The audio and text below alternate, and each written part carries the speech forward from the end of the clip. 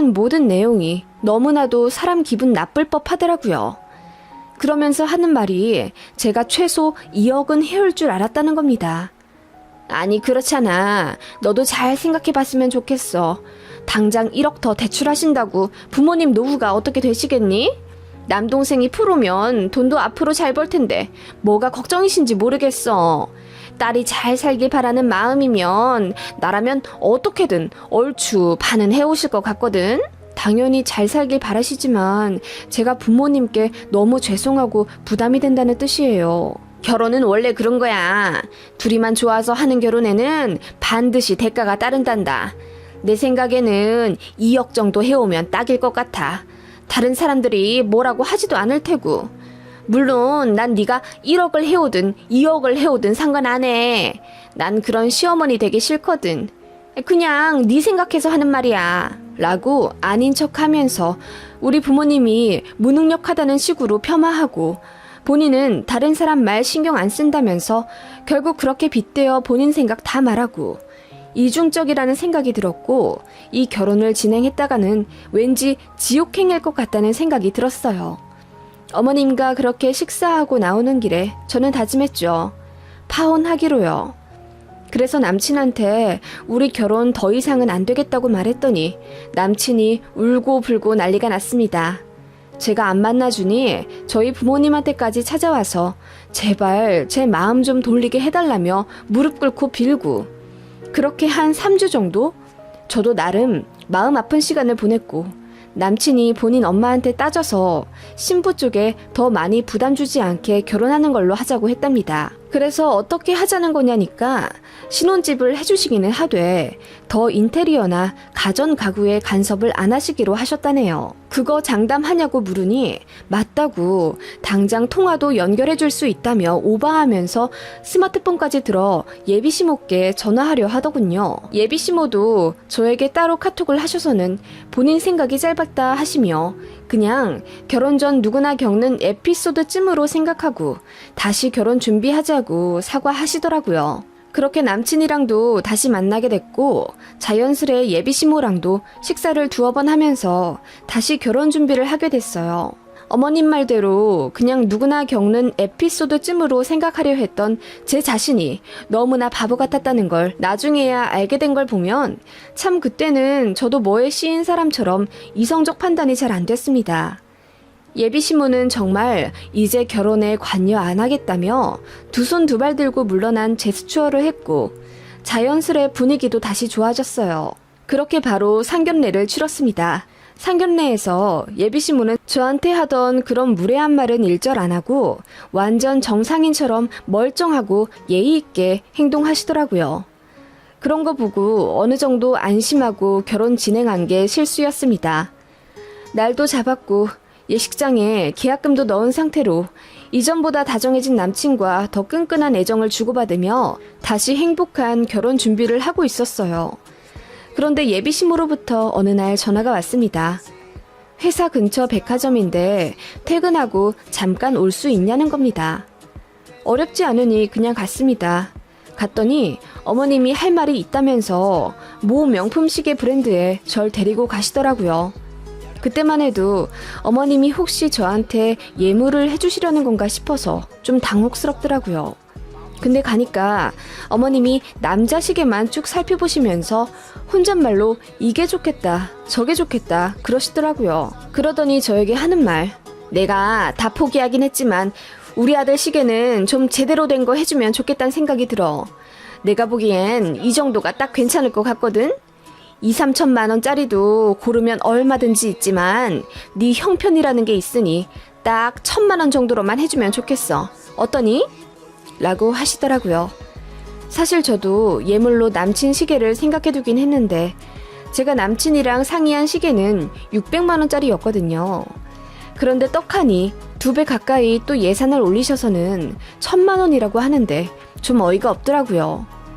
어머님은 그렇게 시계만 보여주시고는 일정이 있어서 먼저 가보겠다 하시는데 너무 당황스러웠습니다.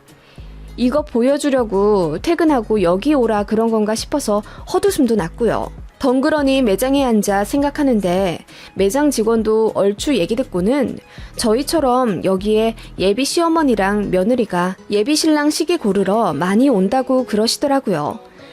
그러면서 신랑한테 이 정도 해주면 더 이상 말도 안 나오고 좋을 거라 하시는데 솔직히 그 말도 맞다 싶기도 하고 600만 원이나 1000만 원이나 400만 원 더 써서 예비시모한테 더 이상 말 안 듣고 싶은 생각에 그냥 그 자리에서 산다고 했습니다. 홧김이라기보다는 약간 뭐에 홀렸던 것 같기도 하고요. 아무튼 그렇게 결제하려던 찰나 엄마한테 전화가 왔어요. 받자마자 대뜸 엄마가 하시는 말씀. 너 그 결혼하지 마. 청천벽력과도 같은 말씀에 놀라 되물으니 엄마가 잔뜩 격앙된 목소리로 그 집 내가 알아봤는데 완전 깡통이더라. 내가 왜 진작 안 알아봤는지 몰라. 하시며 울부짖으시길래 제가 무슨 일이냐고 여쭸더니 엄마 입에서 충격적인 내용들이 흘러나왔습니다. 예비시모가 준다고 했던 그 9억짜리 집이요. 그 집으로 잡혀있는 대출만 6억이랍니다. 최대 한도로 다 끌어모아서 대출 받은 거죠.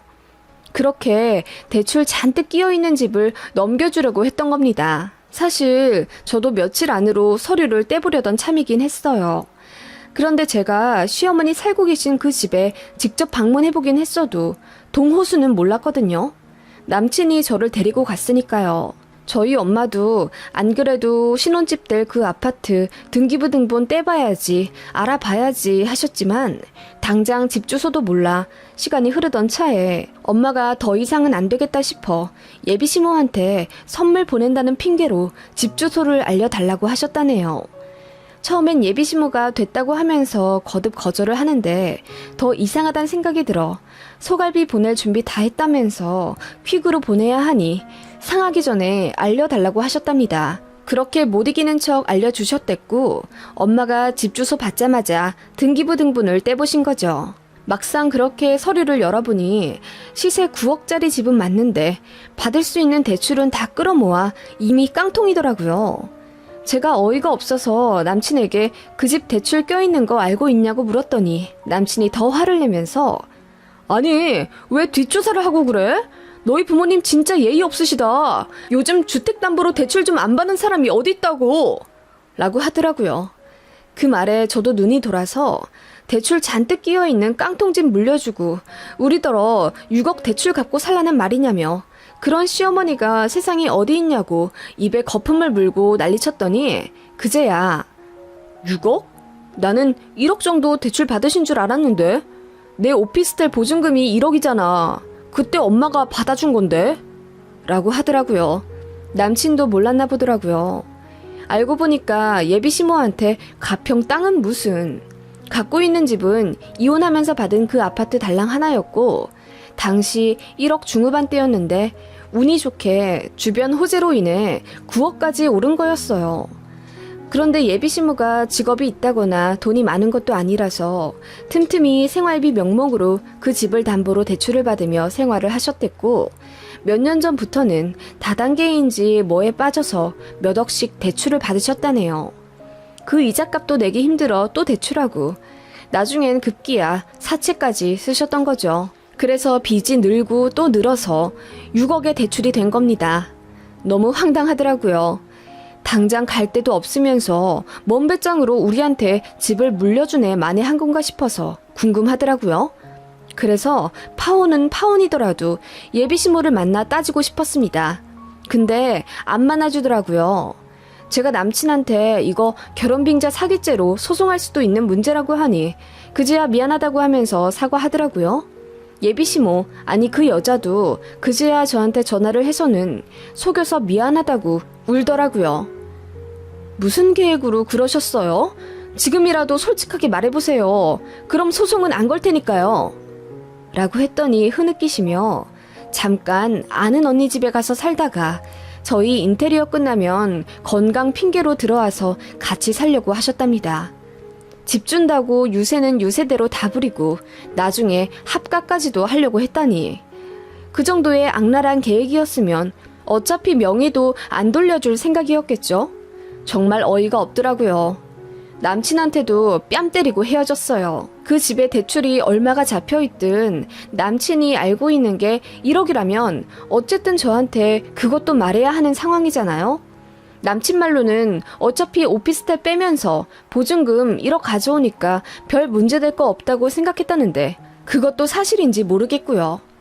남친은 진짜 자기는 몰랐다고 억울해하는데 솔직히 일 한 번 안 한 본인 어머니한테 생활비 한 번 준 적도 없으면서 20년 가까이 명품 사고 뭐 사고 그렇게 여유 있게 잘 살고 계시면 의심을 한번 해봐야 하지 않아요? 남친도 당연히 알겠죠. 6억이나 있는진 정말 모를 수 있다고 쳐도 어느 정도 집 담보로 대출이 잡혀 있다는 건 본인도 알고 있으니 처음에 사실 들켰을 때 적반하장으로 화낸 거겠죠. 천만다행으로 예식장 예약 빼고는 다 계약 전이라 위약금으로 50만 원만 내고 끝났네요. 당연히 남친이 냈고요. 진작 알아봤어야 했는데 솔직히 저도 대놓고 남친한테 동호수 물어보기가 뭐하더라고요. 등기부등본 떼본다는 말이 쉽게 나오진 않잖아요. 그렇게 어물쩡 시간이 흐르는 동안 저희 엄마가 해결해주지 않았다면 너무 늦게 알게 되어 더 난감한 상황이 벌어졌겠죠. 어쨌든 드러날 일이었는데 말이죠. 그리고 나중에 알게 된 사실인데 그 1,000만 원짜리 예물시계도 어머님이 중간에서 꿀꺽하려고 하셨답니다. 왜 그러고 사는지 모르겠어요. 그리고 남친도 저랑 결혼 준비하면서 마이너스 통장을 뚫은 거 있죠? 그놈도 어디다 뭘 어떻게 돈을 썼는지 그냥 깡통이었던 거예요. 그러면서 호텔 데려가고 라운지 데려가고 저를 언제까지 속이려고 했던 건지. 사실 혼인빙자 사기죄로 정말 고소하려고 했는데 저희 쪽에서 금전적으로 피해가 아직 없던 터라 소송 자체를 걸 수가 없더라고요. 대신 그 인간 주변에 소문을 싹 퍼뜨렸습니다. 전 남친 엄마네 동네에도 저희 엄마가 직접 가서 동네 사람들 붙잡고 다 얘기하셨다고 해요. 저 집 사는 여자가 아들 방패로 사기치고 다닌다고요.